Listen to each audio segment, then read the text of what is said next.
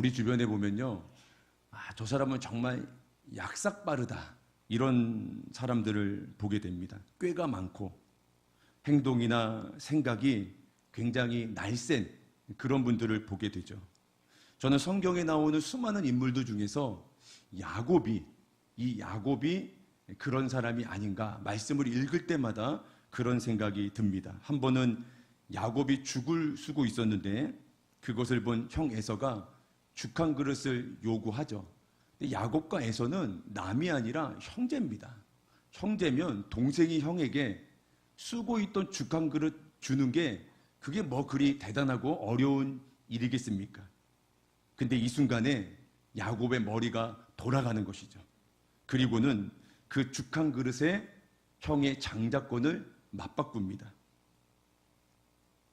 야곱은 아마도 늘 장자권이 얼마나 중요한 것인지, 그리고 그것을 통해 하나님의 은혜가 얼마나 그 장자에게 임하는지를 알고 있었을 것이고, 호시탐탐 그 기회를 엿보다가 그 죽 한 그릇에 이때다 생각하고는 형의 장자권과 바꾸려는 약삭빠른 생각을 만들게 되었던 것이죠. 아버지 이삭으로부터요, 형 에서가 받아야 될 축복을 가로챌 때도 아버지가 야곱에게 네가 정말 에서가 맞냐? 라고 물을 때 웬만한 사람 마음 같으면 두근두근거리고 두렵고 감히 아버지 앞에서 내가 형이 맞습니다라고 거짓말하는 게 쉬운 일이겠습니까? 근데 야곱은 아무렇지도 않은 듯 아주 자연스럽게 내가 에서가 맞습니다, 이렇게 아버지를 속이고는 축복을 가로채죠. 삼촌 라반의 집에서 살 때도요, 한 번은 이제 야곱이 모든 삶을 마치고 고향으로 돌아올 때쯤 자신에게 주어진 재산이 없으니까 삼촌 라반과 이야기를 하죠. 어떤 양은, 동물은 내가 갖고 어떤 것은 삼촌이 가지세요. 그리고는 그 양을 구별하는 과정을 보더라도요, 참 교묘한 방법을 써서 자기에게 돌아올 양과 짐승들을 그렇게 준비해 나가는 그런 야곱의 모습을 보게 됩니다. 이러한 모습들이 우리로 하여금 야곱은 참 약삭빠른 사람이다라는 생각을 갖게 되죠. 그랬던 야곱인데 오늘 우리가 읽어본 본문의 말씀을 보면요, 사뭇 다른 모습을 우리에게 보여주고 있음을 알 수 있습니다. 일단 야곱의 그 상황을 이해하기 위해서 오늘 본문과 관련된 배경을 먼저 잠깐 살펴보도록 하겠습니다. 형 에서는 자신이 아버지 이삭으로부터 받아야 될 축복을 야곱이 가로챈 것 때문에 야곱을 증오하게 됐고요. 그 마음이 얼마나 대단했냐면 창세기 27장의 41절을 보니까 내가 저 야곱을 죽여버리겠다, 형 에서가 동생을 죽이겠다라고 할 정도로 너무 괘씸한 마음을 갖게 되었습니다.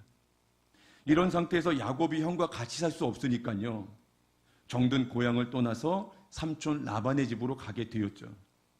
그곳에서 야곱은 오랜 기간 생활하면서 정말 자수성가한 사람이 됩니다. 그곳에서 결혼도 하고 자식도 가족도 많이 갖게 되었죠.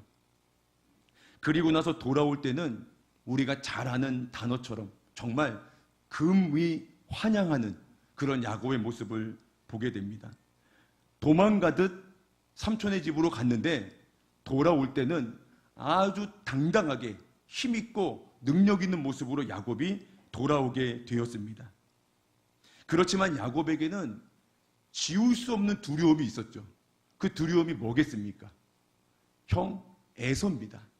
왜냐하면 그 긴 시간 동안 삼촌 라반의 집에서 살긴 했지만 야곱이 형 에서와 화해를 한 적이 없었고요, 에서의 소식을 일부러 물어본 적도 없었고, 그렇게 둘이 서로 정말 미워하고 형은 동생을 죽이려고 하는 그 마음으로 오랜 기간 떨어져 있었기 때문에 그런 시간을 거슬러 올라가서 다시 형 에서를 만난다는 게 야곱에게는 결코 쉽지 않은 결정이었습니다.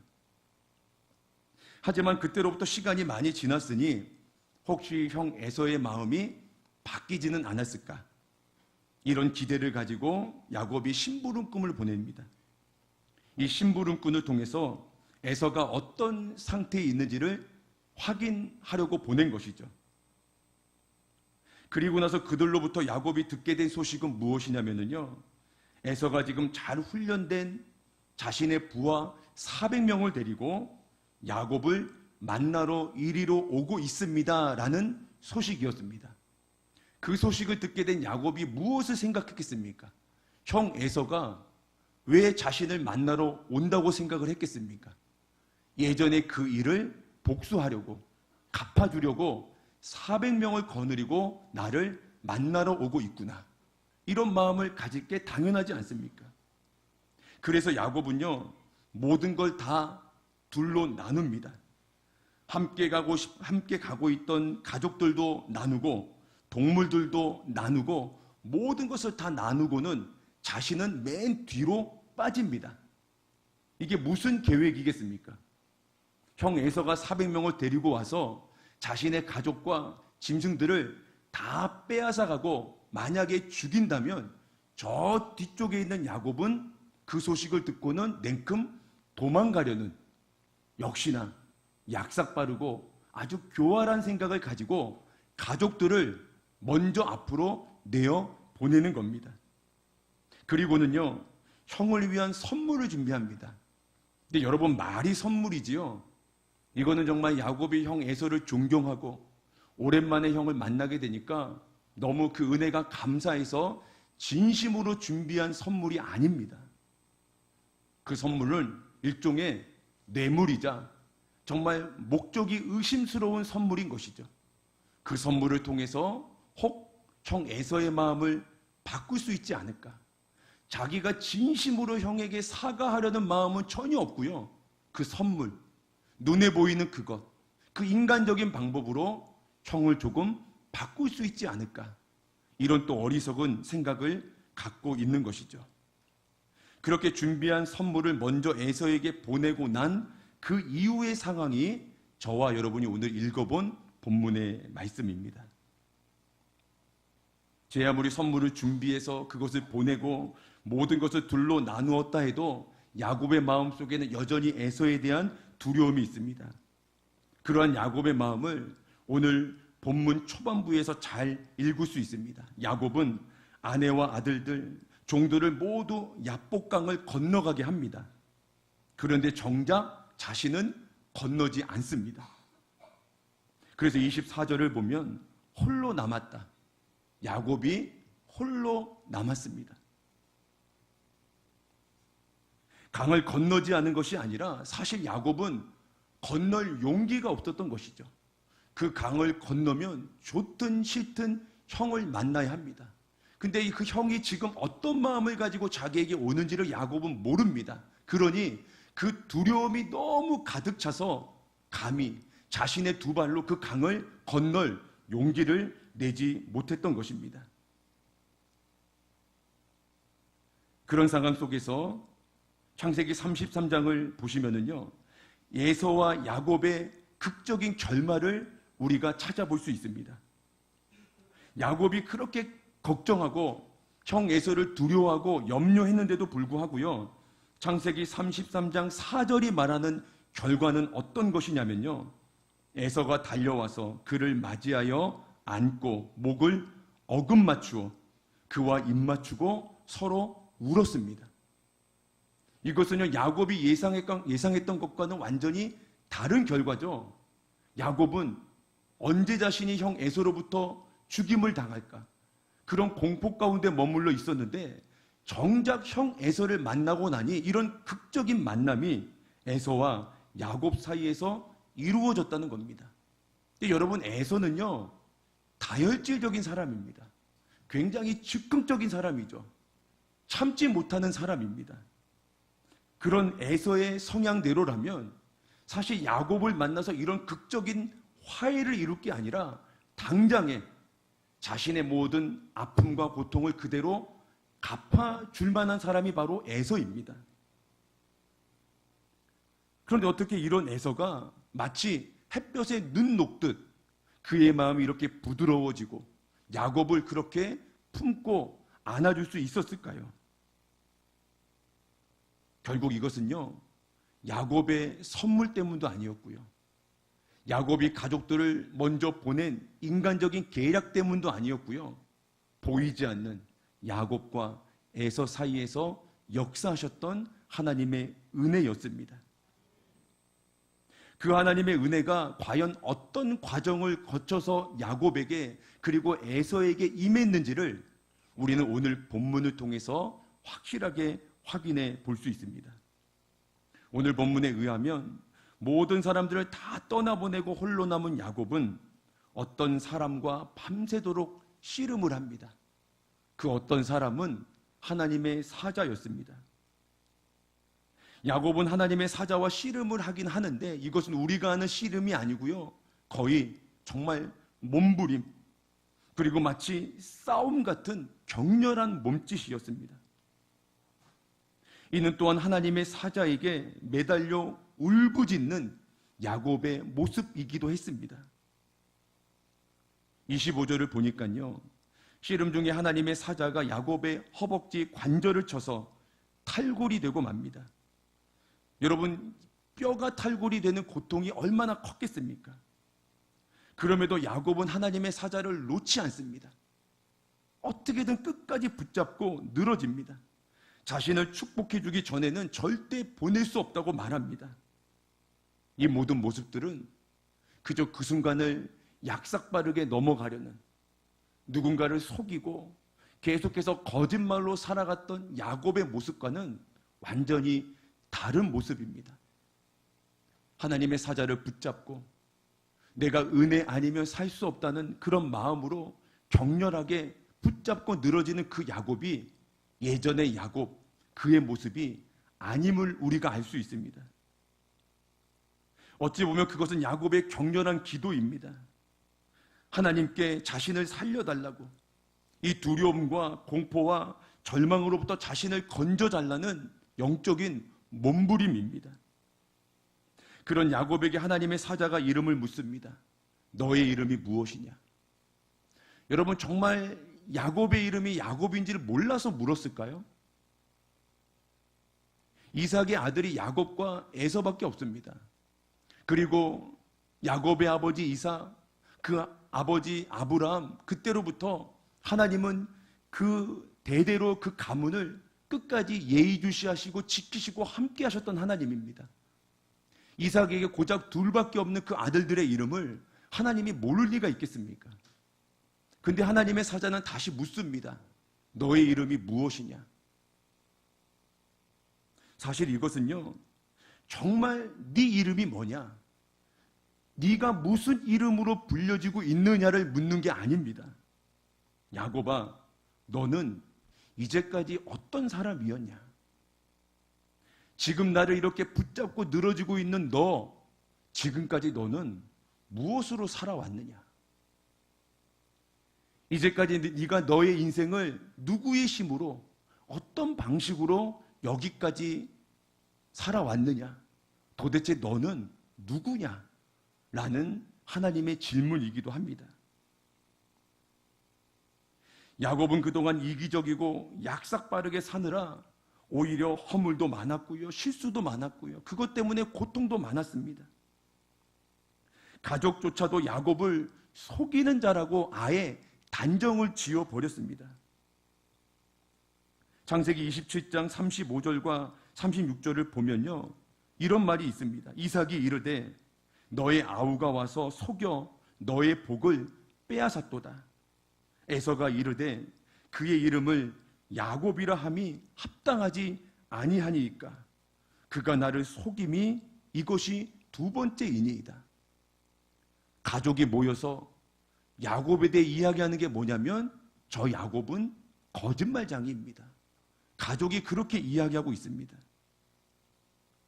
즉 내 이름이 무엇이냐는 질문은 이제 야곱으로 하여금 자신의 삶이 어떤 삶이었는지를 돌아보기를 촉구하는 질문입니다.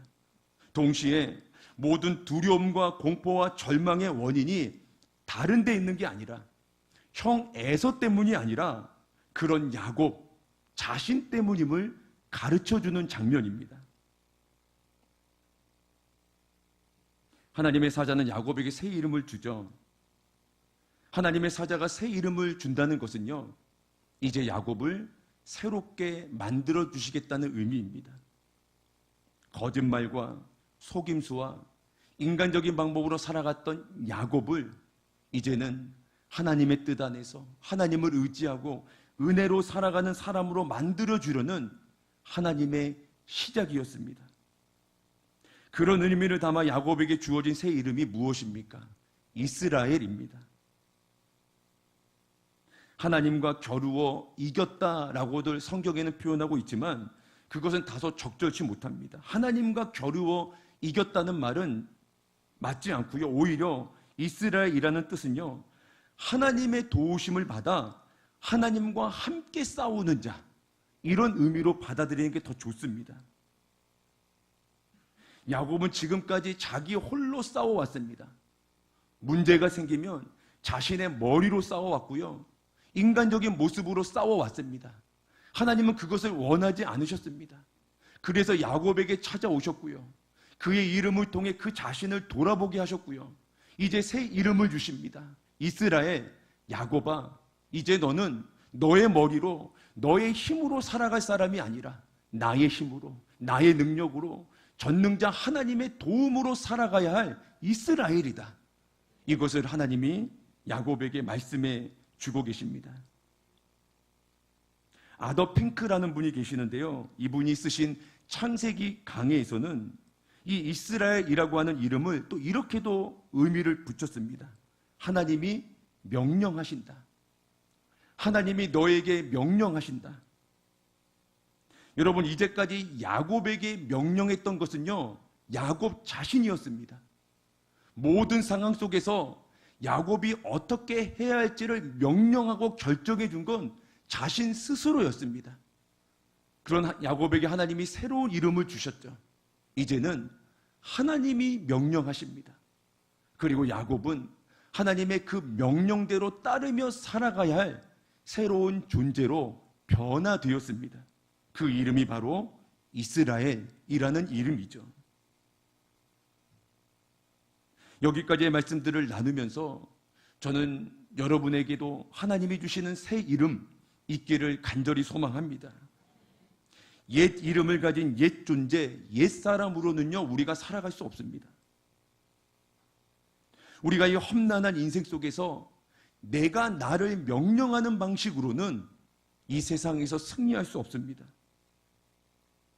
인간적으로 잘 나가고 세상에서 잘 되고 내 뜻을 이루고 내 삶을 위해서만 살아가는 것, 내 욕구를 성취해 나가는 것, 그런 인생의 목표가 결국 우리에게 가져다 주는 것은요, 불완전이고요, 미완성뿐입니다. 그래서 우리는 야곱처럼 이제 하나님 앞에 철저히 낮아져서 새 이름을 구해야 합니다. 그 이름을 위해 옛 모습, 옛 자아, 옛 사람, 이제는 여러분 다 내려놓으십시오. 하나님이 여러분에게도 이스라엘, 하나님과 함께 싸우는 자, 하나님의 이름으로 살아가는 자, 하나님의 은혜로 살아가는 자, 하나님이 명령하는 자, 그 새 이름을 통해 여러분의 삶을 새롭게 만들어 나가십니다. 이제 야곱은 야복강을 건너 형 에서를 향해 나가게 됩니다. 그리고 에서와 극적인 화해의 만남을 갖게 되죠. 결국 에서가 야곱이 예상했던 것과는 완전히 다른 반응을 보일 수 있었던 것은요, 먼저는 에서를 변화시킨 하나님의 은혜요, 두 번째는 야곱 자신이 변화되었기 때문입니다. 야곱이 준비한 선물이나 야곱이 세웠던 인간적인 계략 때문이 아니라 오로지 하나님의 역사심이었습니다. 이스라엘, 새 이름을 주시고는 그를 완전히 새롭게 변화시킨 하나님이 야곱과 에서의 만남을 새로운 은혜의 자리로 바꾸어 놓으셨던 것입니다. 사랑하는 성도 여러분, 지금 우리가 살펴보는 이 사건은요, 오래전에 있었던 옛날 이야기, 한 형제의 이야기가 아닙니다. 저와 여러분의 이야기입니다. 하나님이 오늘 우리에게 친히 말씀해 주시는 지금의 이야기입니다. 그러니 이 말씀을 기억하며 지금 내가 하나님 앞에 어떤 모습으로 나아가야 할지 야곱을 통해 찾아내야 합니다. 그리고는 하나님이 원하시는 모습으로 이제 새로운 방향을 정해 나아가야 합니다. 그럴 때 하나님이 우리에게 주시는 놀라운 은혜가 임할 줄 믿습니다. 그런 의미에서 이제 하나님이 우리 모두에게도 물으십니다. 내 이름이 무엇이냐? 너의 이름이 무엇이냐? 너는 지금 무엇으로 살아가고 있느냐? 문제가 생기고 염려의 상황에서 무엇으로 이기려 하고 세상 속에서 어떤 힘을 가지고 누구의 명령을 받으며 살아가고 있느냐? 너의 이름이 무엇이냐? 이 질문 앞에서 야곱이 했던 것처럼 하나님을 붙잡고 매달림으로 하나님이 새 이름 주시는 놀라운 은혜가 있기를 간절히 소망합니다. 혹시 야곱처럼 그저 그 한순간만 잘 넘겨보려는 속셈으로 약삭빠르게 인간적인 방법으로 살고 있다면요, 머리로 고민해가며 나 자신이 여러 가지 계획을 세워놓고 이보다 더 완벽한 건 없다는 생각으로 살고 있다면 우리는 너무나도 잘못된 길을 걸어가고 있습니다. 만약 이것이 내가 살아가는 삶의 모습이라면, 여전히 그 모습을 붙잡고 있다면 우리는 누구보다도 먼저 내 이름이 바뀌어지기를 하나님을 붙잡고 늘어져야 합니다. 더 이상 내 방식대로 살아가는 이 이름으로는 어떤 은혜도 누리지 못합니다. 새 이름이 주어지게 되면 지금까지의 거대한 인생의 풍파를 나 홀로 막아내고 온갖 문제와 위기를 내 능력으로 외롭게 싸워왔지만 그 싸움의 방식과 상황이 완전히 달라지게 됩니다. 내게 새 이름이 주어지면 그 이름은 곧 야곱에게 이스라엘이라는 이름이 주어졌던 것처럼 하나님과 함께 싸우는 자가 됩니다. 더 나아가서는 하나님이 나를 위해 싸우시는 은혜를 우리가 누리게 됩니다. 이제는 세상의 모든 것과 겨루어 이기는 삶을 살아갈 수 있도록 하나님이 내게 새 이름을 주시고 그 이름에 걸맞는 삶의 자리도 만들어 주십니다. 여호와께서 너희를 위하여 싸우시리니 너희는 가만히 있을지어다. 이 말씀이 이제 우리의 삶 속에 이루어지는 것을 경험하게 됩니다. 여러분, 우리는 자꾸만 인생의 문제와 싸우려고 합니다. 어떤 상황과 싸우려고 하고요, 위기가 다가오면 그 위기를 붙잡고 싸우려고 합니다. 공부와 씨름하고 건강과 씨름하고 취직, 결혼, 승진, 인생의 모든 문제들을 붙잡고 나와 그것이 씨름을 해서 판가름을 내려고 합니다. 여러분, 그런데 영적인 원리는요, 내가 나의 힘으로 다가오는 모든 문제들과 아무리 열심히 씨름을 해봤자 승리할 수 없습니다. 우리는 그것들을 이길 만한 존재가 되지 못합니다. 여러분, 하나님이 괜히 우리에게 너희를 위하여 싸워줄 테니까 너희는 가만히 있으라라고 말씀하신 게 아닙니다. 하나님이 보실 때 우리에게 다가오는 모든 문제들을 우리는 감당할 힘이 없습니다. 그것과 씨름해봤자 우리가 집니다. 그래서 하나님은 우리를 위해 대신 싸워주시겠다고 말씀하셨고, 그래서 야곱에게 나타나셨습니다. 야곱아, 너의 힘으로 싸울 수 없다. 너의 힘으로 인생을 이길 수 없다. 내가 너를 위해 싸워주어야 하고 너는 나와 함께 나가야 한다. 결국에는요, 우리가 정말 씨름을 해야 될 자리는 하나님 앞에서입니다. 여러분이 지금 가지고 있는 문제 앞에서가 아니고요, 하나님 앞에서 씨름해야 합니다. 내가 씨름해야 될 상대는요, 문제, 고난, 환난이 아니고요, 하나님 그분입니다. 야곱이 그러했던 것처럼 하나님 붙잡고 끝까지 늘어지며 하나님과 씨름하는 것, 그것이 인생에서 우리를 은혜의 길로 인도해주는 비결입니다. 야곱이 하나님의 사자에게 했던 것처럼 결코 포기하지 마시고 하나님을 붙잡고 뒹굴며 그분 앞에서 우시고 토해내십시오. 나를 축복해 주기 전에는, 나에게 힘을 주시기 전에는 하나님이 나를 위해 싸우시지 않고 나로 하여금 승리케 해주시기 전에는 내가 하나님을 떠나지 않겠습니다. 하나님 앞에 이 씨름의 자리 내가 떠나지 않겠습니다. 이것이 우리의 영적인 각오가 되어야 할 줄로 믿습니다. 하나님과의 씨름은요, 하나님을 깊이 경험하는 은혜를 우리에게 가져다 줍니다. 야곱의 이 사건이 특별히 중요한 의미를 갖는 것은요, 인생 처음 극적으로 야곱이 하나님을 깊이 경험하게 되었다는 것입니다. 물론 야곱은요, 하나님을 믿는 사람이죠. 근데 여러분, 그 믿음이라는 것이 하나님을 깊이 만나는 것과는 별개의 것이라는 것 여러분도 아실 줄 압니다. 더군다나요, 예전에도 그 베델이라는 장소에서 야곱이 하나님의 존재를 느끼고 알았던 경험이 있습니다. 그럼에도 불구하고 야곱은 그 이후에 계속해서 삼촌 라반의 집에서 인간적인 생각으로, 자신의 머리로, 그리고 형 에서를 만나기 전에는 마찬가지로 그 약삭빠른 방법으로 여전히 그렇게 살아가고 있었거든요.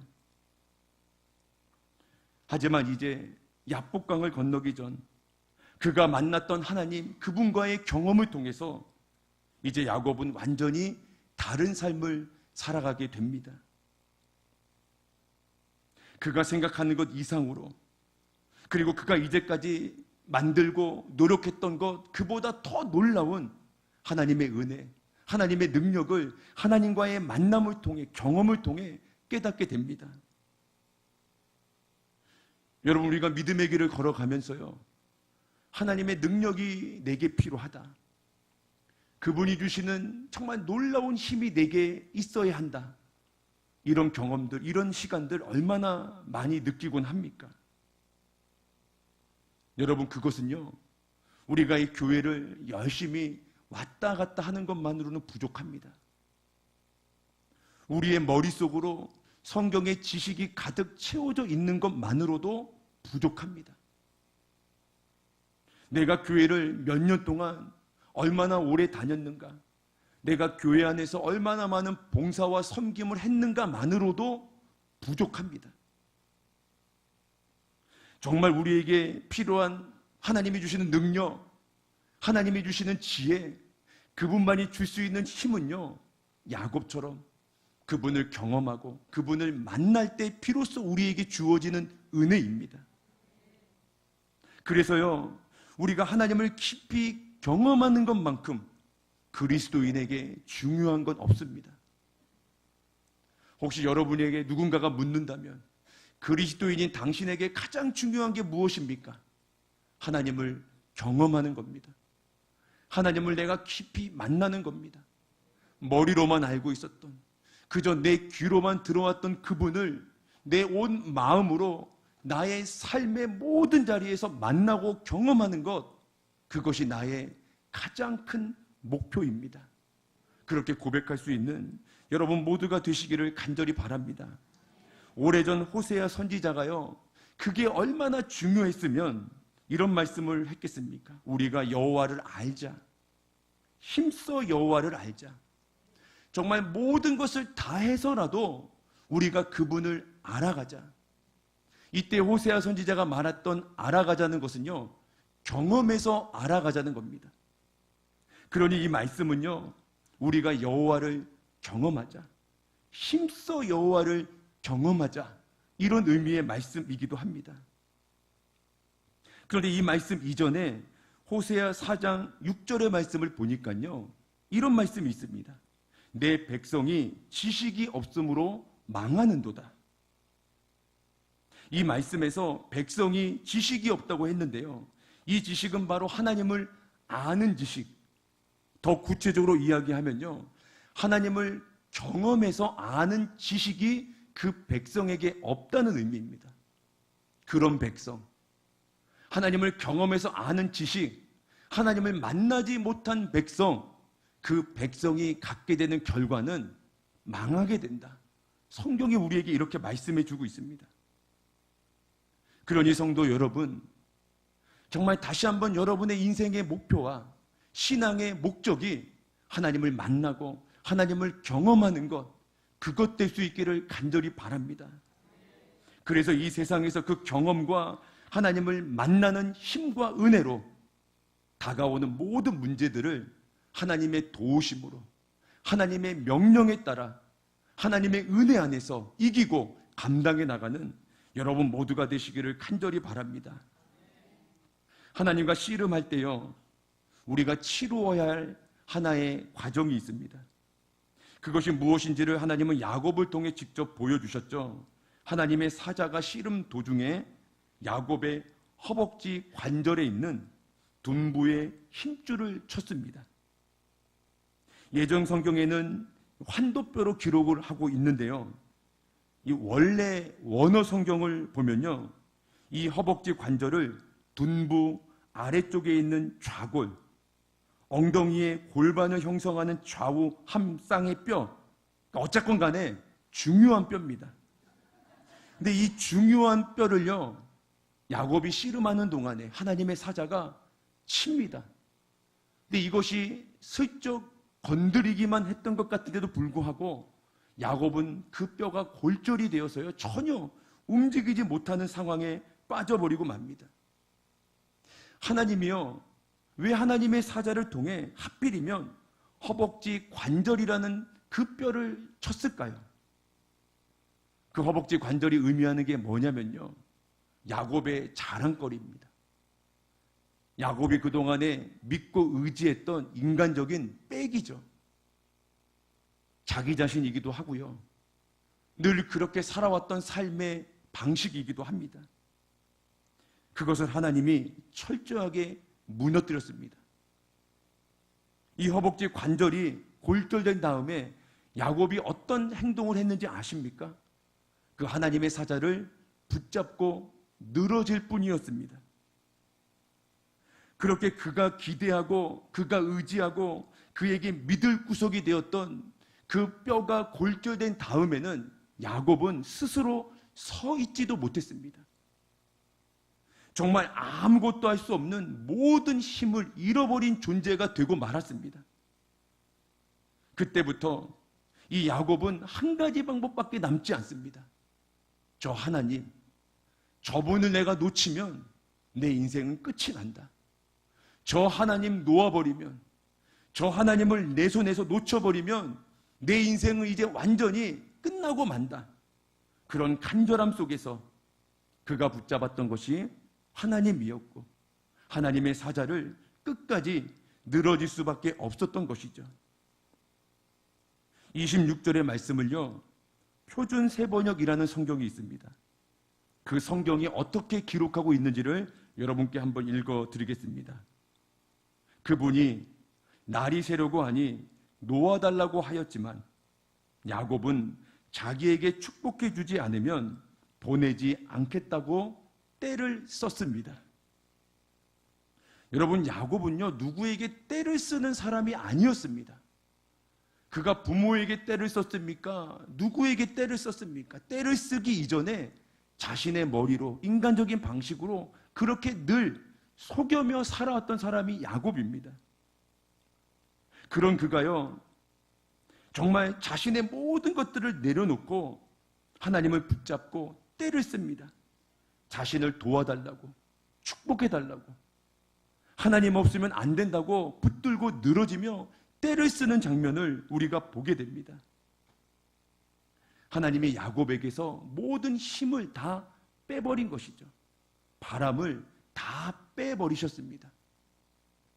이스라엘, 하나님의 명령대로 살아가고 하나님의 뜻대로 살아가야 될 이스라엘만 남겨놓고 나머지 야곱의 옛 모습은 다 빼버렸습니다. 여러분, 이것이 우리에게도 굉장히 중요합니다. 하나님이 원하시는 겸손. 여러분, 우리가 겸손한 성도가 되어야 하지 않겠습니까? 하나님이 싫어하는 게 교만 아닙니까? 그렇다면 하나님 앞에서 우리가 어떻게, 어떤 모습으로 겸손한 그리스도인을 이루어 나갈 수 있겠습니까? 겸손한 그리스도인은요, 자기의 모든 힘과 자기 자신을 다 빼놓는 사람입니다. 그리고는 오직 하나님이 원하시는 모습만으로 서 있는, 하나님만 따르는 그 모습으로 살아가는, 하나님이 보시기에 좋은 모습으로 인생을 이기고 승리하는, 그것이 바로 겸손한 사람의 모습입니다. 시편 10편 17절을 보면요, 이런 말씀이 있습니다. 여호와여, 주께서는 힘없는 사람들의 소원을 들으셨습니다. 주께서 그들을 위로해 주시고 그 울부짖음에 귀 기울여 주셨습니다. 조금 쉽게 풀어 쓴 성경으로 말씀드렸는데요, 여기서 힘없는 사람, 이 힘없는 사람이란 자기의 모든 바람을 다 빼고요, 자기의 옛 모습을 다 벗어버린 사람을 말합니다. 그 힘없는 사람. 근데 그 힘없는 사람을 성경은 무엇라고 말씀하시냐면요, 그가 바로 겸손한 사람입니다. 하나님은 겸손한 사람, 자기 힘을 빼고 자기 몸에 옛 자아를 다 빼놓은 그 사람을 겸손하게 여기시고요, 그들을 위로하시고 그들의 울부짖음에 귀를 기울이시며 그들의 소원을 들어주신다라는 말씀입니다. 비로소 야곱이 하나님을 만나고 경험하게 되므로 그런 사람이 되었습니다. 예전에는 교만으로 자기의 힘으로 인간적인 모습으로 서 있던 야곱이었지만 하나님을 깊이 경험함으로 그는 하나님이 원하시는 겸손한 사람, 힘이 빠진 사람, 자기 자신을 다 빼어버린 사람, 그래서 하나님이 원하시는 모습만 남은 사람, 그런 사람으로 변화되었던 것이죠. 이 말씀을 통해서 우리 제일교회를 섬기는 여러분 모두가 하나님 앞에 겸손한 성도 될 수 있기를 간절히 바랍니다. 나의 모습은 다 빼놓고 나의 힘, 세상적인 것, 인간적인 것, 모든 것 다 바람을 빼놓고 오직 하나님이 부는 대로, 하나님이 원하시는 대로, 그리고 하나님이 가르치시는 대로 그 하나님만 따라가고 하나님만 의지하는 겸손의 사람 되셔서 하나님이 만들어 나가시는 놀라운 은혜로 살아가는 여러분 모두가 되시기를 간절히 바랍니다. 말씀을 마무리하겠습니다. 여러분, 이 모든 야곱에게 주어진 은혜가요, 야곱이 하나님과 홀로 있을 때 이루어졌습니다. 가족을 야뽕 건너로 다 올려보내고 가축도 보내고 모든 것을 다 보내고 난 혼자 남은 그 자리에서 이 놀라운 은혜와 역사적인 하나님 경험이 야곱에게 이루어졌습니다. 그래서 저는요, 여러분과 함께 오늘 이것을 한번 결단해 보고 싶습니다. 여러분, 기꺼이 하나님 앞에 홀로 나아가십시오. 여러분의 세상적인 옷, 인간적인 것들 잔뜩 들고 가지 마시고요, 다 내려놓고 여러분 지금 있는 그냥 그 모습 그대로 가지시고 하나님 앞에 홀로 있는 시간 꼭 만들어 나가십시오. 우리가 살아가는 게 너무나 바쁘고 하루하루 순간순간마다 해야 할 일들이 너무나 많죠. 가정에서도, 일터에서도, 교회에서도, 어디에서도 정말 우리를 너무도 바쁘게 몰아가는 그런 세상을 우리가 살아가고 있습니다. 그래서 여러분 더더욱 필요합니다. 야곱처럼 하나님 앞에 홀로 서 있는 시간 꼭 만드십시오. 바쁠수록, 중요한 일이 내 앞에 있을수록, 정말 내 마음이 어지럽고 너무너무 힘들수록 꼭 그런 시간 하나님 앞에서 만들어 나가시기를 간절히 바랍니다. 야곱은요, 이것을 맨 마지막에 만들어 나갔어요. 자기가 가진 계략과 인간적인 꾀로 모든 것 다 해놓고 해보고 그렇게 살아보고 그렇게 속여보고 그리고 나서 맨 마지막에 어쩔 수 없어 가졌던 시간이 홀로 남아있는 시간이었고 그때 하나님이 야곱을 만나 주셨습니다.